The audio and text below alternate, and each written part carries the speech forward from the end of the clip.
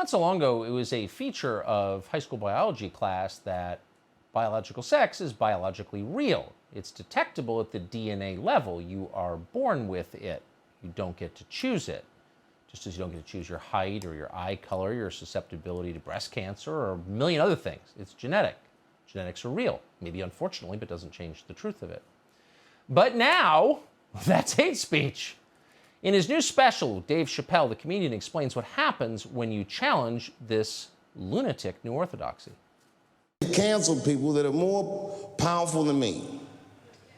They canceled J.K. Rowling. My God, J.K. Rowling wrote all the Harry Potter books by herself. She sold so many books, the Bible worries about her.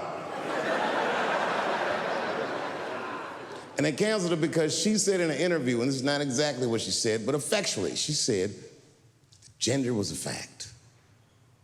And then the trans community got mad as shit. They started calling her a TERF. I didn't even know what that was.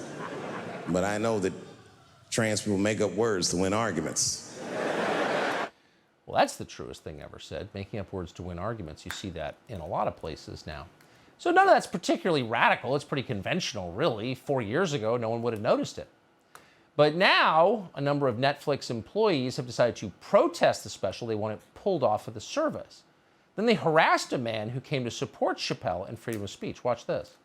Accountability! When do we want it? Now! When do we want accountability? When do we want it? Now! It's okay to laugh, but you're sparking hate conversation.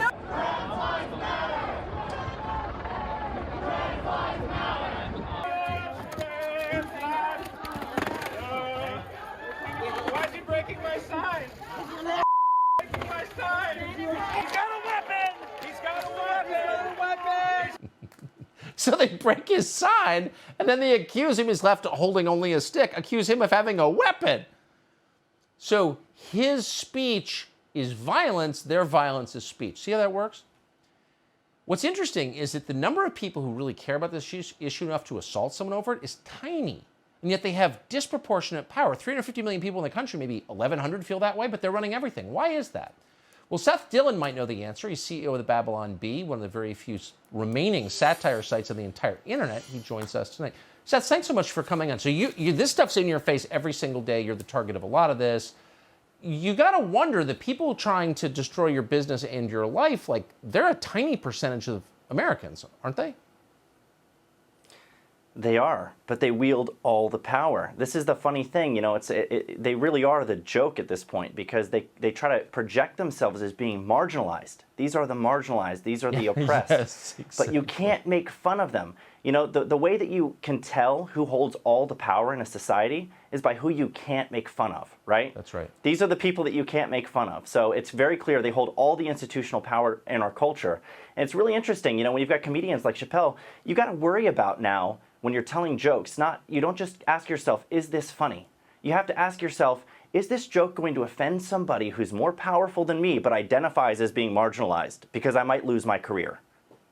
So is that, I mean, your site manages to be consistently funny, and I think probably most of our viewers get, you know, Babylon Bee headlines texted to them at least once a day. How big a concern is that for you? I mean, do you feel like you're right on the edge of getting your business taken away from you?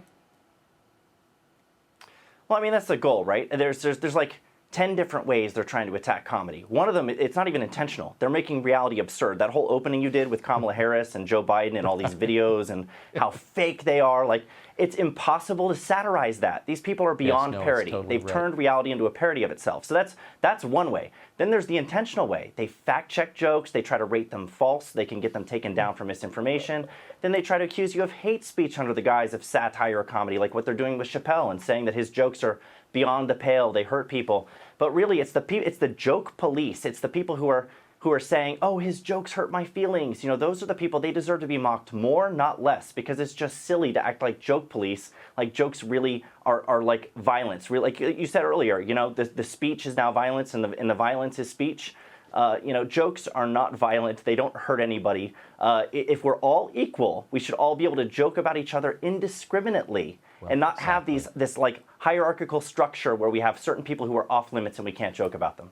If we're all equal, boy, you got right to the heart of it there. If we're all equal, only in a country where we're all considered equals, can that happen. But we're not that country anymore. You're exactly right. Seth Dillon, I appreciate your coming on and your site, which I love. Hey, Sean Hannity here. Hey, click here to subscribe to Fox News YouTube page and catch our hottest interviews and most compelling analysis. You will not get it anywhere else.